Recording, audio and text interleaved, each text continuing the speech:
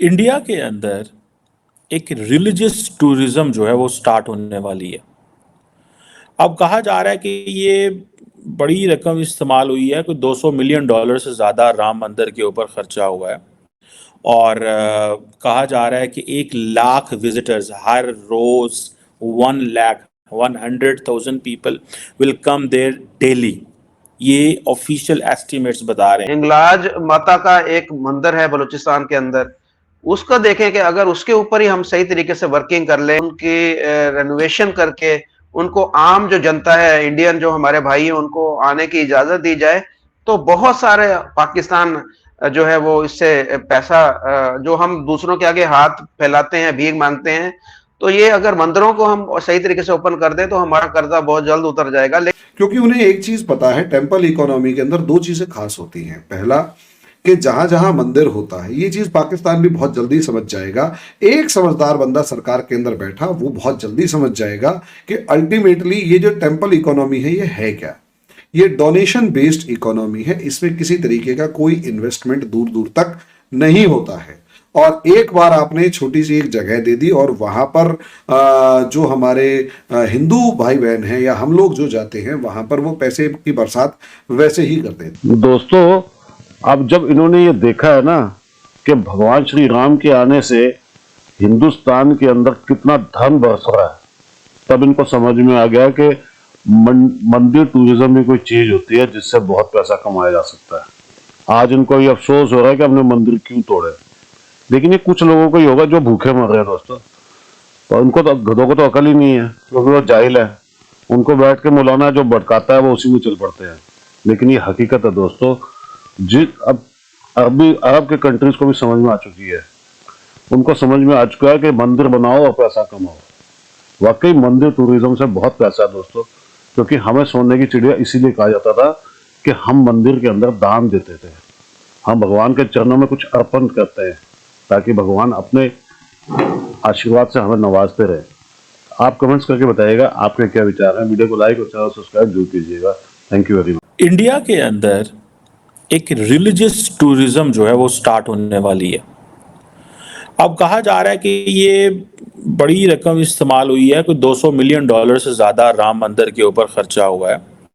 और कहा जा रहा है कि 1 लाख विजिटर्स हर रोज, 1,100,000 people will come there daily. ये ऑफिशियल एस्टिमेट्स बता रहे हैं वो। तो ये तो मल्टी बिलियन डॉलर प्रोजेक्ट है। सो जिस तरह सऊदी अरब के अंदर अरबों डॉलर जो है वो सऊदीज कमा रहे थे, so India is going to get that attraction with in all those places जहाँ पे हिंदू पॉपुलेशन ज़्यादा है। फॉर इंस्टेंस श्रीलंका है, मॉरिशस है, नेपाल है, जहाँ जहाँ पे ये है। सो प्राइम मिनिस्टर मोदी ने ये जो प्रोजेक्ट किया है, so it is going to give India religio political and financial hub बनाएगा इंडिया को। ये एक मल्टी मिलियन डॉलर प्रोजेक्ट है और यहाँ से अब पैसा आएगा, ये एक पॉलिटिकल रेलेवेंस देगा। ये वैटिकन है, this is a Vatican of Hindus. So Narendra Modi जो है, विद दिस अयोध्या मंदिर, all these countries which have the religion, which have this Hindu population, they are going to come every day in India and not this। जैसे सारे के सारे मुसलमान, देखिए India ने 2000 जहाज खरीदा है, जो वो 2000 जहाज खरीदा है ताकि जो सारी, देखिए इंडिया 2000 जहाज खरीदा है इसलिए कि इंडियन जो है वो अपनी सारी की मार्केट दुबई को देते हैं, कतर को देते हैं, ओमान को देते हैं, टर्की को देते हैं। सो हम अपने जहाज लेते हैं, कल को लोग एयर इंडिया से या बाकी जो प्राइवेट जेट्स हैं उनके ज़रिए, जो इंडिया की एयरलाइन कंपनीज हैं उनके ज़रिए वो बाहर जाएंगे। उन्होंने क्या किया, उन्होंने ये किया कि जो एक इम्पॉर्टेंट चीज़ मैं आपको यहाँ पे, जो मेरी समझ में आती है चीज़ मैं समझाता हूँ आपको। उन्होंने समझा कि भाई आप सारे के सारे लोगों को रिलीजियस टूरिज्म के लिए अब इंडिया लेके आए। इंडिया के अंदर लोग आते थे हेल्थ टूरिज्म के लिए, ठीक है। अब इंडिया के अंदर वो सारे के सारे जो हिंदूज ऑल इन इस रीजन में हैं, वो नेपाल में हों, वो भूटान में अगर कहीं पे हैं या बाकी जगहों पे हैं, या श्रीलंका में जैसे मैं देख रहा था सेलिब्रेशंस हो रही हैं, या मॉरिशस में हो रही हैं, या और बहुत सारे जगहों में हो रही हैं, तो वो सारे लोग यहाँ पे आया करेंगे अयोध्या में, यूपी में, और वो आके यहाँ पे सेलिब्रेट करेंगे। And then all those Hindus who are in America, in Canada, in Europe वो सारे के सारे अब यूपी आया करेंगे, अब यूपी में चार्टर्ड जहाज चलेंगे, फ्लाइट्स आएंगी, and then that will give India a relevance. ठीक है, ये अभी तो चलो ये स्टेट लेवल पे हो रहा है। मैं देख रहा था जनाब हेलीकॉप्टर पत्तियां जो है वो गिरा रहे हैं और बहुत कुछ हो रहा है, लेकिन आइंदा आने वाले दिनों में it's going to be different position.